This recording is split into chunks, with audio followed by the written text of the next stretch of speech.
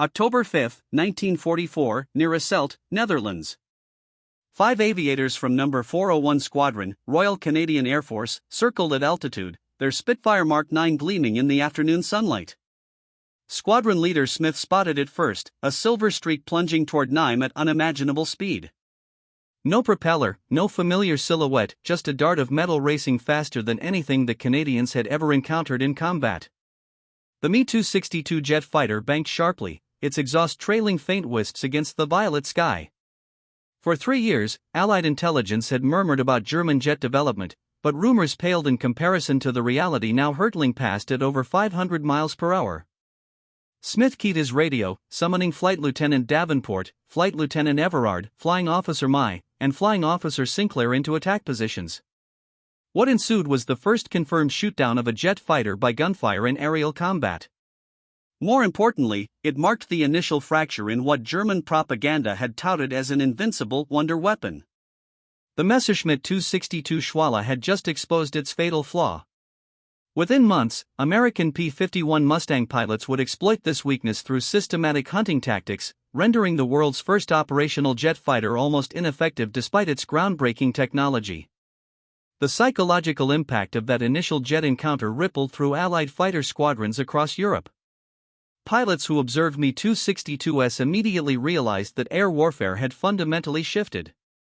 Captain Chuck Jagger of the 357th Fighter Group, stationed at RAF Lyon, absorbed the intelligence briefings with mounting concern.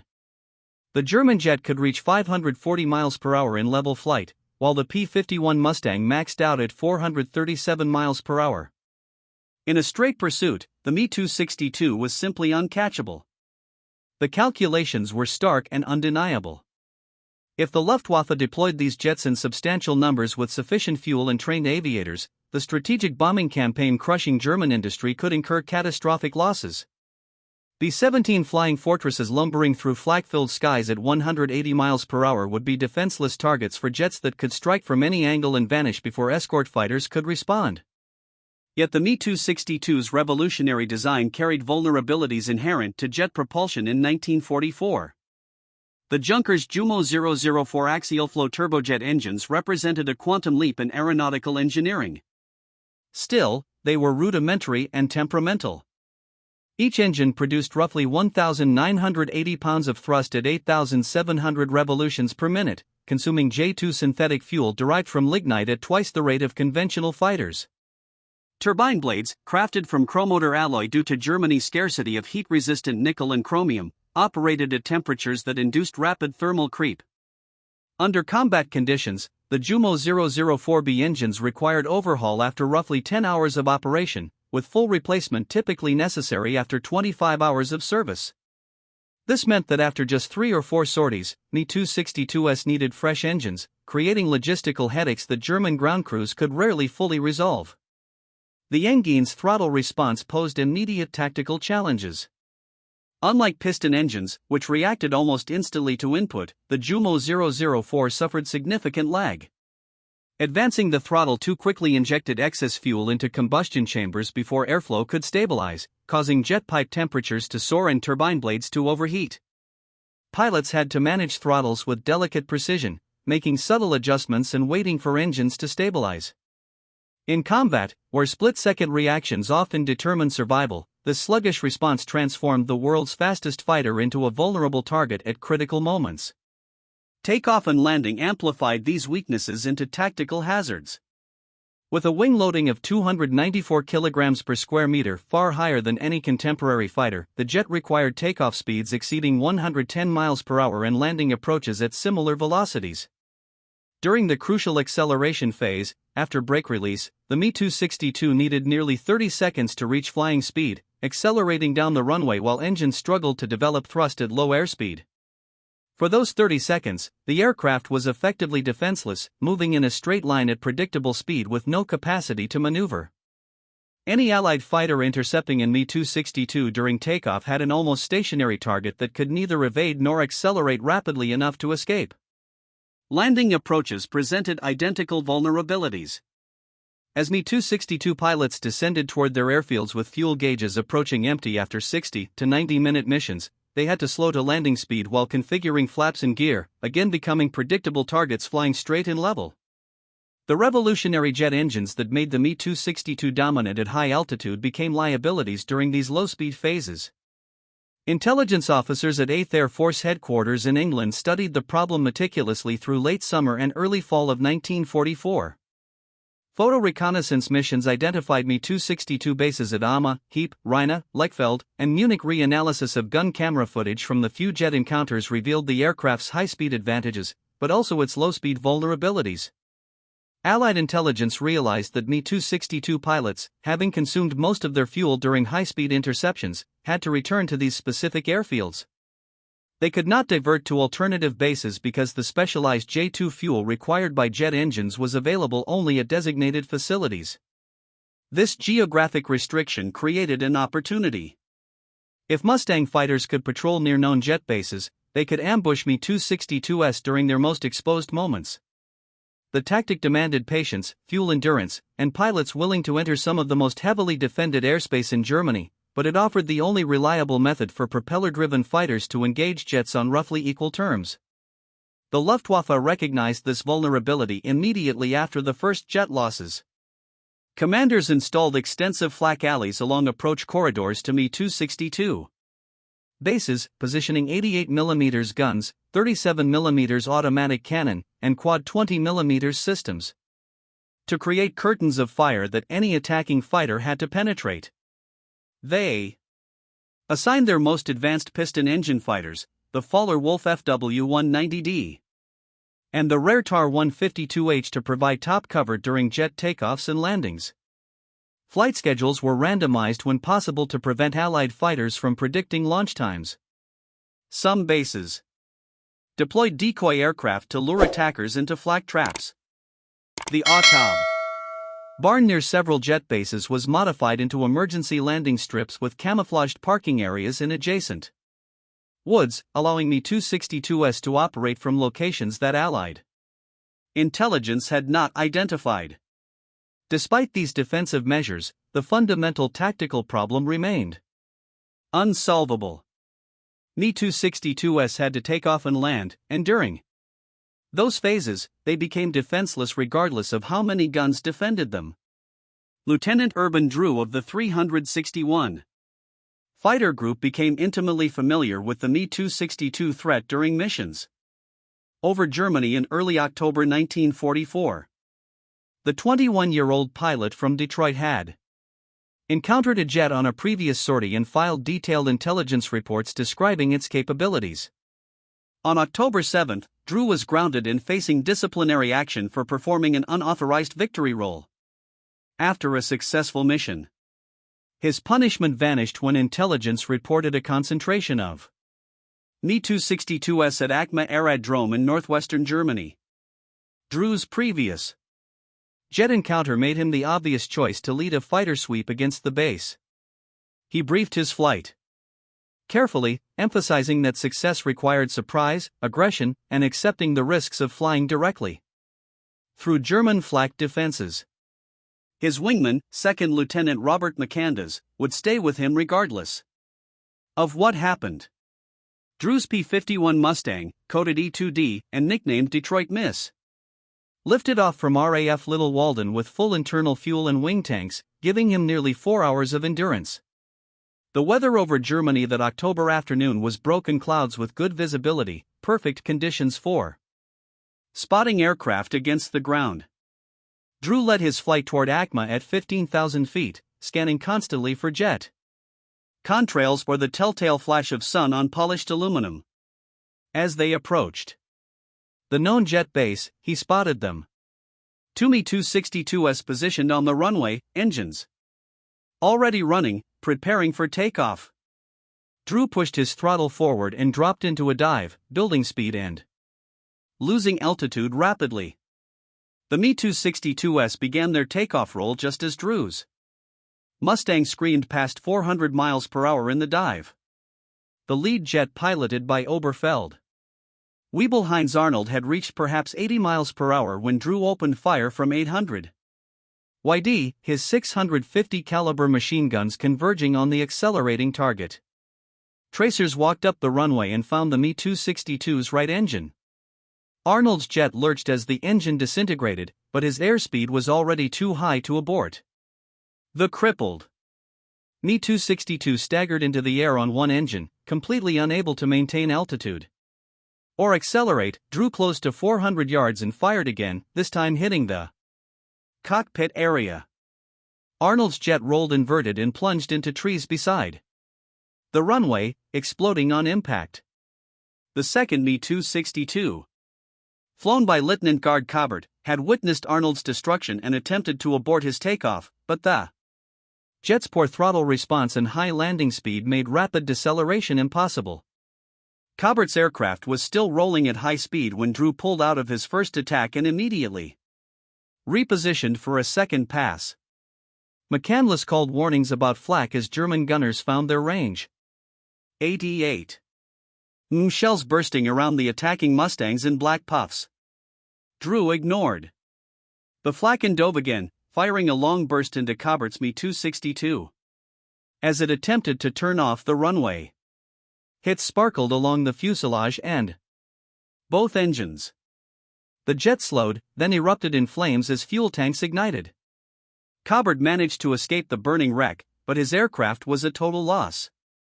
In less than 2 minutes, Drew had destroyed two of Germany's most advanced fighters using tactics that would become standard doctrine for Allied pilots.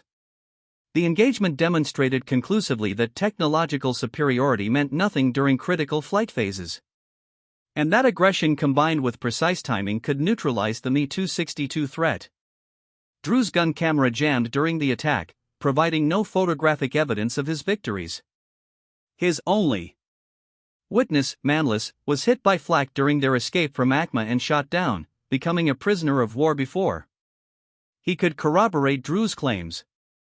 Without gun camera footage or witness statements, 8th Air Force Headquarters initially denied Drew's victory credits, a crushing disappointment after one of the war's most significant tactical achievements. Drew would not receive official recognition until 1983, nearly 40 years later, when German Luftwaffe archives were cross-referenced with American records. Luftwaffe Ace Georg Peter Ed, who had been scheduled to lead the Me-262 formation that day, but whose aircraft suffered mechanical problems, confirmed that he witnessed a yellow-nosed P-51 dive on the Me-262S and destroy both jets. Ada could not read the name Detroit Miss painted on the Mustang's nose from his position on the ground, but his testimony was sufficient.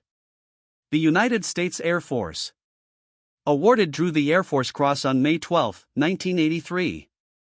Presented by Secretary of the Air Force Vern Oregon. Drew and his wife were flown from Johannesburg, South Africa to the ceremony via C-141 Starlifter.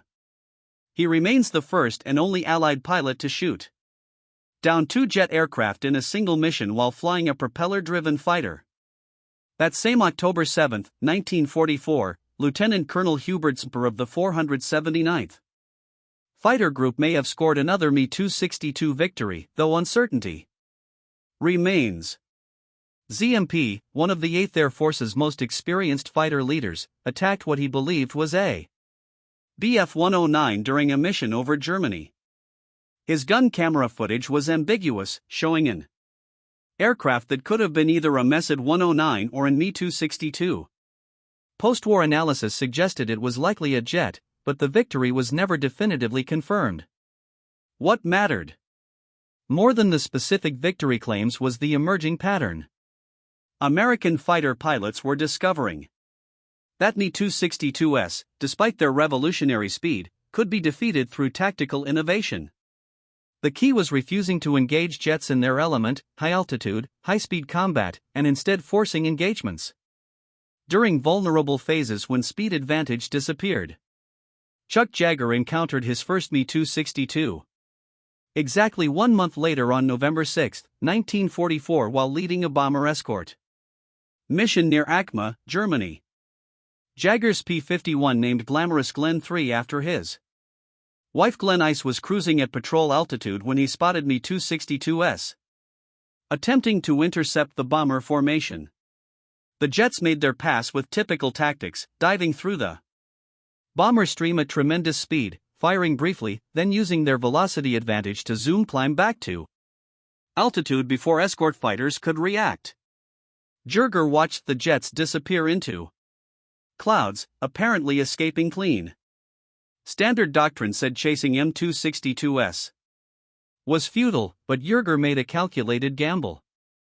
Those jets had to land somewhere, and they had to land soon because their fuel endurance was limited. He broke from the bomber formation and descended through the clouds, emerging at lower altitude near Acma Airfield. Below him, Jerger spotted a lone Mi-262 in the landing pattern, gear and flaps extended, speed reduced to perhaps 150 mph as it lined up on final approach. The German pilot, focused on his landing, apparently failed to spot the Mustang diving on him from above and behind. Jerger pushed his throttle full forward and trimmed for maximum dive speed. The P-51 accelerated rapidly in the descent. Jerger, using gravity to boost his speed above 450 miles per hour, he closed to 400 yards and opened fire, walking his tracers onto the Mi-262's wings. Hits sparkled along the jet's left wing route and fuselage. The Mi-262 pilot, probably wounded or killed by the initial burst, made no evasive maneuver. Jerger continued firing as he closed to point-blank range, pouring rounds into the jet's engines and cockpit. The Mi-262's left wing folded upward. The jet rolled inverted and plunged into woods several hundred feet short of the runway threshold, exploding in a ball of orange flame. Jerger had no time to celebrate. Acma's defensive guns opened fire immediately, 88mm shells bursting around his Mustang as he screamed across the airfield at high speed and treetop altitude. His only option was to fly straight down the runway, using speed to escape before the flak crews could adjust their aim. Tracers arced across the field from both sides. Some rounds fired from one side of the runway, actually hitting gun positions on the opposite side in the chaos. Jerger held his P-51 low and fast, cleared the far end of the airfield, and pulled up hard, diving for the safety of a nearby valley. He had survived one of the most dangerous tactical situations in air combat, attacking an enemy airfield in daylight at low altitude, but he had also proven that Mi-262s could be hunted and killed. Jerger later described the engagement with characteristic understatement. "First time I saw a jet, I shot it down. Not very sportsmanlike, but what the hell?" Through late 1944 and into 1945, American fighter pilots refined their anti-jet tactics based on hard-won experience and carefully analyzed gun camera footage. The P-51 Mustang proved ideal for the mission because of its exceptional range and endurance. A Mustang with full internal fuel and two wingdrop tanks could remain airborne for more than 7 hours, giving pilots the ability to loiter near known jet bases for extended periods. When jets appeared, Mustang pilots used altitude advantage to dive on them, trading height for speed. In the dive, a P-51 could briefly approach or even exceed 500 miles per hour, enough to catch Mi-262s during their most exposed moments. Timing was critical. Attacking jets during their takeoff roll required spotting them early and positioning for attack before they reached flying speed. Catching them on landing approach required patience to wait for the perfect moment when the jet was committed to its approach path with gear and flaps deployed. Fighter pilots developed an intimate knowledge of Mi-262 operational patterns through persistent observation and intelligence analysis. They learned that jets typically operated in morning and late afternoon windows when visibility was good, but sun angles complicated visual acquisition for defenders. They noted that Mi-262s often flew in pairs or small formations, rarely alone, meaning that destroying one jet frequently provided opportunities to attack others. They understood that German pilots, constrained by fuel limitations, could not wave off landing approaches and go around for another attempt. Once an Mi-262 committed to landing with low fuel remaining, the pilot had no choice but to continue regardless of threats. This psychological factor gave attacking Mustang pilots a crucial advantage. The jet pilot knew he was exposed but could not abort. The Mustang pilot could press his attack with confidence that his target would not suddenly accelerate and escape. The Luftwaffe's defensive measures grew increasingly sophisticated in response to these tactics, but fundamental problems remained unsolvable. Flak alleys became denser with some approach corridors defended by more than 100 guns of various calibers. Fighter cover increased with FW-190D and TA-152H pilots ordered specifically to engage Allied fighters near jet bases, regardless of tactical situation. Mi-262 pilots received instructions to vary their approach patterns, making random turns and altitude changes to complicate interception. Some bases deployed smoke generators to obscure the field during landing operations. Despite these efforts, the mathematical reality could not be changed. Mi-262Es needed specific bases with specific fuel supplies and could only remain airborne for limited durations. Allied fighters could saturate the areas around jet bases, making some engagement nearly inevitable. February 25, 1945 produced one of the most devastating demonstrations of these tactics when Mustangs of the 55th Fighter Group surprised an entire staff of Mi-262s at Geilstad Airfield during takeoff operations. The attack was perfectly timed with P-51s arriving just as multiple jets began their takeoff rolls. In the chaos that followed, American pilots destroyed 6 Mi-262s on the ground or during takeoff with several more damaged. The losses represented a significant percentage of operational jets available to that unit. German records indicate the Mi-262s belonged to the ill-fated KFKA-54A bomber unit that had been re-equipped with jets, but whose pilots lacked adequate fighter training. The 55th Fighter Group's attack demonstrated that concentrated fighter sweeps against jet bases during known operational periods could achieve dramatic results, though at considerable risk. Several Mustangs were damaged by defensive fire during the engagement, and the tactical success depended on achieving complete surprise. The psychological impact of these defeats on German jet pilots was profound and cumulative. Mi-262 pilots were elite aviators, carefully selected and extensively trained, often veterans with considerable combat experience. They understood their technological advantages and initially approached missions with justified confidence in their aircraft's capabilities. Repeated losses during takeoff and landing phases, however, created an atmosphere of dread surrounding these critical moments. Pilots knew that every departure and return carried significant risk of ambush. The knowledge that Allied fighters might be waiting, that there was no escape option once committed to landing, that fuel gauges showed empty tanks created psychological pressure that affected performance and decision-making. The March 18, 1945 raid on Berlin illustrated both the Mi-262's potential and its ultimate inability to change the war's outcome. A total of 1,221 Allied bombers escorted by 632 fighters attacked the German capital in what would be the last great air battle over Germany. Luftwaffe commanders assembled 37 Mi-262s from Jakobswade 7 for a coordinated attack on the bomber formations, the largest jet force yet committed to a single mission. Lieutenant G. A. Wegmann led his squadron in a loose formation toward the incoming bombers, and he and his wingmen fired R-4M unguided rockets for the first time in operational use. The 50mm rockets, carried in underwing racks of 12 per aircraft, were designed to detonate near bombers, destroying them with blast and fragmentation without requiring precise aim. Wegmann's rockets slashed into a formation of 60 B-7s, and observers reported multiple bombers hit and falling.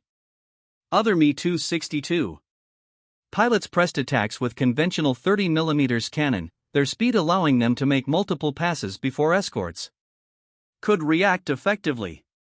The engagement was brief but intense. German pilots claimed 12 bombers and 1 fighter shot down, though United States records indicate 8 heavy bombers were actually lost along with 3 Mi-262s destroyed in air combat. The discrepancy between claims and actual losses illustrated the common wartime pattern of overclaiming due to combat confusion. Even accepting German claims at face value, the jets destroyed less than 1% of the attacking force while the massive bomber formation reached its target and delivered its ordnance. The strategic bombing campaign continued unaffected. 5 American fighter pilots failed to return and dozens of bomber crew members were killed or became prisoners. But the mission was considered a success, complete success by Allied planners. Adolf Galland, Germany's former general of fighters who had been dismissed after disputes with Hermann Göring over fighter strategy, formed Jagdverband 44 in February 1945 as an elite Mi-262 unit commanded by and composed of Germany's most experienced aces. The roster read like a who's who of Luftwaffe legends, pilots with hundreds of combined victories. The unit was given priority for aircraft, fuel, and support, representing Germany's last attempt to field jet fighters in meaningful numbers with optimal conditions. Galland himself flew combat missions, scoring victories with both cannon and the R-4M rockets. Other pilots reported successes against bombers and even against escorting fighters when conditions favored jet tactics. Yet Jagdverband 44's operational life was measured in weeks, not months. Allied bombing of bases forced constant relocation. Fuel shortages grounded aircraft for days at a time. Engine reliability problems meant that half the assigned jets were typically unserviceable, awaiting spare parts or engine replacements. The statistical reality of Mi-262 operations revealed the gap between theoretical capability and practical effectiveness. German records indicate approximately 1,443 Mi-262s were manufactured during the war. Of those manufactured, only around 200 to 300 ever saw combat operations. The remainder were destroyed on the ground by bombing, lost during training, or rendered unserviceable by maintenance problems. At no point did the Luftwaffe have more than 50 Mi-262s operationally ready simultaneously, and typical daily availability was closer to 25 aircraft. This force faced Allied fighter strength exceeding 5,000 aircraft at any given time, plus thousands more bombers. The mathematics were insurmountable. Mi-262 pilots claimed approximately 542 Allied aircraft destroyed in air-to-air combat, though verification of these claims shows the usual wartime overclaiming by all sides. Post-war analysis by American researchers suggested actual losses to Mi-262s were substantially lower. Allied forces destroyed Mi-262s at rates exceeding German production and training capabilities. American records credit P-51 Mustangs with 92.5 confirmed M262 shootdowns. Though this number includes aircraft destroyed on the ground and during takeoff or landing, not just air-to-air engagements. The 357th Fighter Group, Chuck Jagger's unit, led American forces with 18.5 confirmed jet kills. The 55th Fighter Group claimed 17, while the 78th and 339th Fighter Groups, each credited with 15. British forces, particularly flying Hawker Tempests and Spitfires, claimed an additional dozen jet kills. The cumulative effect was that Mi-262 losses exceeded replacements and the operational force steadily declined despite production continuing until Germany's surrender. German ACE pilots who flew the Mi-262 offered mixed assessments of its effectiveness in post-war interviews. Georg Peter Ida, who scored 12 kills in the jet, including 9 P-51s, acknowledged that the aircraft's speed made high-altitude bomber interceptions relatively safe, but that Allied counter measures increasingly negated this advantage. Walter Dahl, credited with 11 jet victories, including 6 Mustangs, emphasized that fuel limitations and engine reliability problems restricted tactical options to the point where the jet's theoretical superiority became largely irrelevant in practical operations. Heinrich Barr with 16 Me-262 kills from his total of 240 career victories stated flatly that the jet arrived too late and in too few numbers to matter. France shall the type's probable top ace, with 17 kills including 6 4-engine bombers and 10 P-51s, was killed in action in April 1945. But his earlier reports emphasized the aircraft's inability to engage maneuvering fighters effectively due to its high approach speeds and wide turning radius. The tactical lessons learned from Me-262 operations influenced post-war jet fighter development. Worldwide, Allied engineers studied captured jets intensively, testing them at facilities in the United States and Britain. They confirmed that the basic design was sound, but that engine technology remained the critical limiting factor. Early American jets like the Lockheed P-80 and the Republic F-84 and Soviet designs like the MiG-15 incorporated solutions to problems identified in the Me-262. Longer engine life, better throttle response, improved fuel efficiency, and stronger airframes addressed the specific vulnerabilities that Allied fighters had exploited.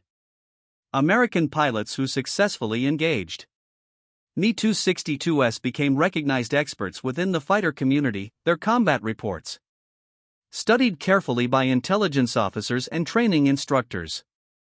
Beyond Urban Drew and Chuck Jagger, dozens of other pilots scored jet kills through persistent application of the tactics developed through hard experience.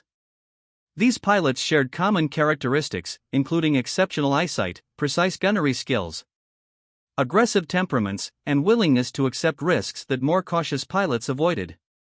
Attacking jet bases through dense flak required courage bordering on recklessness. Yet these pilots repeatedly flew such missions because they understood the strategic importance of neutralizing the jet threat. The human cost of these engagements affected both sides severely. American fighter pilots killed during attacks on jet bases died far from home, often in fiery crashes after flak damage. Their bodies sometimes never recovered from crash sites in Germany. German Me-262 pilots, the elite of the Luftwaffe, were irreplaceable assets lost at rates that Germany's shrinking training program could not sustain. Each dead or captured German jet pilot represented hundreds of hours of training, millions of Reich marks, and investment in tactical experience built over years of combat. The stress contributed to errors in judgment, accidents during takeoff and landing, and declining combat effectiveness even among experienced aviators. The infrastructure supporting Me-262 operations collapsed progressively through early 1945 as Allied armies advanced into Germany and strategic bombing intensified. Specialized jet fuel became increasingly scarce as refineries were bombed or captured. Replacement engines already in short supply due to production bottlenecks became unavailable when factories were destroyed or fell to advancing forces. Spare parts for airframes and systems disappeared from supply chains. Trained maintenance personnel were killed in bombing raids or reassigned to infantry units as Germany grew desperate for soldiers. Airfields themselves came under direct ground attack as front lines moved eastward. By April 1945, Me-262 units were operating from sections of Autobahn or improvised strips, hiding aircraft in woods and working with minimal supplies under constant threat of air attack. The final weeks of Me-262 operations in April and early May 1945 were characterized by sporadic sorties flown by scattered units operating independently as central command and control disintegrated.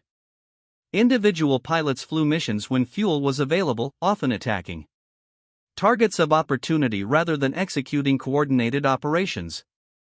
Some pilots chose to fly their jets to Allied-held territory and surrender rather than continuing hopeless combat. Others flew final missions knowing that return would be impossible due to fuel shortages or airfield capture. A few, including members of Jagdverband 44, flew combat until literally the final days of the war, achieving kills even as Germany's military structure collapsed completely. Post-war analysis by American and British aviation experts reached consensus that the Me-262 represented a revolutionary technological achievement that arrived too late to affect the war's outcome. Even if Hitler had not delayed production by demanding bomber variants, even if engine reliability had been better, even if more were produced, the fundamental strategic situation made the jet's impact limited. Germany in 1944 lacked fuel, lacked trained pilots, lacked air superiority necessary for safe operations, and faced overwhelming numerical disadvantage against Allied air forces. The Me-262 could not solve these problems regardless of its performance advantages. The legacy of the Me-262 versus Mustang engagements extended far beyond World War II, influencing air combat doctrine for generations. The fundamental principle that technological superiority does not guarantee tactical success became a case study taught at military MIs worldwide.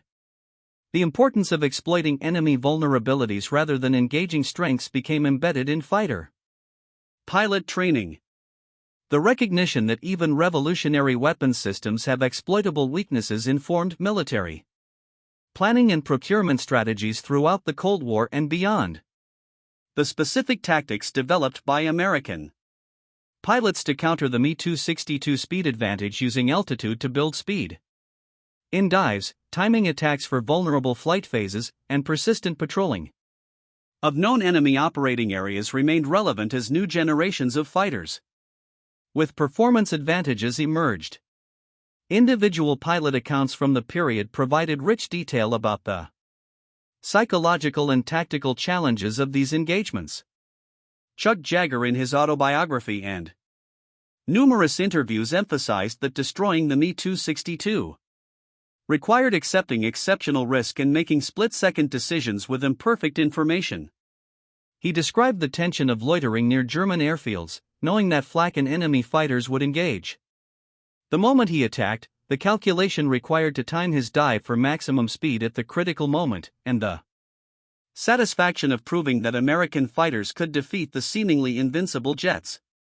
Urban Drew, after receiving his belated recognition in 1983, spoke about the frustration of having his victories denied for nearly 40 years due to lack of corroborating evidence, but also about the importance of the mission regardless of personal recognition. The engineering lessons from Me-262 operations directly influenced the development of the P-80 Shooting Star, America's first operational jet fighter, which entered service just as World War II ended. Lockheed engineers studied captured Me-262s extensively, examining their engines, airframes, and systems to understand both successes and failures. The P-80's design incorporated longer-lasting engines with better throttle response, addressing the most critical Me-262 weakness. Improved fuel efficiency extended range beyond the Me-262's 650 m maximum. Stronger landing gear reduced the accident rate that plagued German jet operations. Better cockpit visibility enhanced pilot situational awareness during vulnerable takeoff and landing phases. Soviet designers similarly studied Me-262 technology with captured aircraft and engines shipped to research facilities, where they were extensively tested. The information gleaned influenced designs.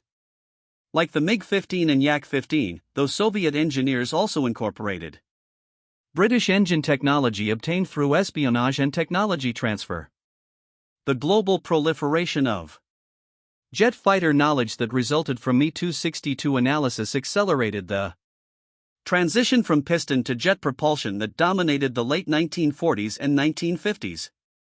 Within 10 years of World War II's end, propeller-driven fighters had become obsolete for frontline service, replaced by jets in virtually every air force worldwide. The final accounting of Me-262 operations reveals an aircraft that achieved tactical successes, but strategic failure. Individual pilots scored impressive kill totals, and specific missions demonstrated the jet's capabilities when conditions favored it. However, the cumulative impact on Allied air operations was minimal. Strategic bombing continued unabated. Allied fighters maintained air superiority and ground forces advanced into Germany with effective air support throughout. The resources devoted to Me-262 development and production, including scarce materials, manufacturing capacity, and skilled labor, might have produced more conventional fighters that could have been operated more effectively with available fuel and pilot training.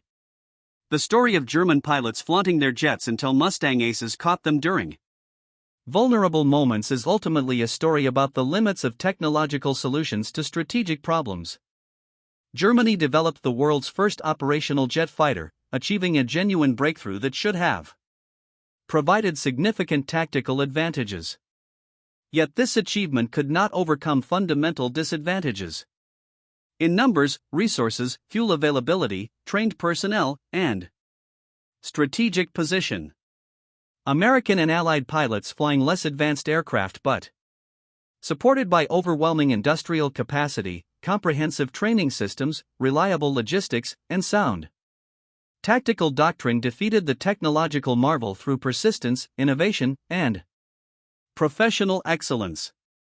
In the final analysis, the Me-262 stands as one of aviation history's most fascinating might have been an aircraft that demonstrated the future but arrived too late to change the past. Its combat record, while impressive in specific engagements, was ultimately insufficient to affect the war's outcome. The American pilots who developed and executed tactics to counter the jet threat earned their place in aviation history not through technological superiority, but through tactical excellence, courage, and refusal to concede advantage to an apparently invincible opponent. Their success validated the principle that human factors, including training, doctrine, leadership, and determination, can overcome technological disadvantages when properly applied. The transformation from German confidence to Allied dominance in the jet versus Mustang encounters occurred within less than a year from October 1944 when the first Me-262 was shot down to May 1945 when the last jet operations ceased. This rapid shift resulted not from any single factor, but from the cumulative effect of systematic exploitation of Me-262 vulnerabilities, combined with relentless pressure that prevented the Luftwaffe from ever achieving sustainable jet operations. Every Me-262 lost during takeoff or landing was one fewer available for bomber interceptions. Every pilot killed or captured represented irreplaceable skill and experience. Each successful Allied strike on jet bases forced German operations to become more scattered and less organized. The final months of Me-262 operations saw German pilots fighting with mounting desperation as their tactical situation worsened. Fuel shortages restricted sorties to only the most critical missions. Engine malfunctions kept aircraft grounded for prolonged periods. Allied fighter patrols made every takeoff and landing potentially deadly.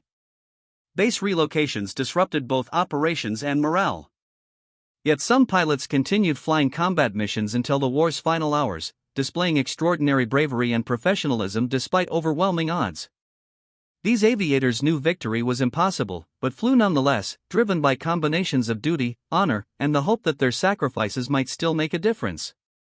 The story ended not with a climactic battle, but with a gradual unraveling as Germany's military infrastructure collapsed entirely in early May 1945. Me-262s were abandoned on airfields, pushed into forests to prevent capture, or destroyed by their own pilots and crews to deny them to advancing forces. A few were flown into Allied territory and surrendered. Most simply ceased flying as fuel ran out and maintenance became unfeasible. The jets that had once threatened to dominate German skies concluded their operational lives scattered across the country, silent reminders of the gap between technological promise and practical reality. The Mustang pilots who had hunted them returned home as the war ended. Their mission completed. The jet threat neutralized by tactics that had ultimately proved superior to sheer technology.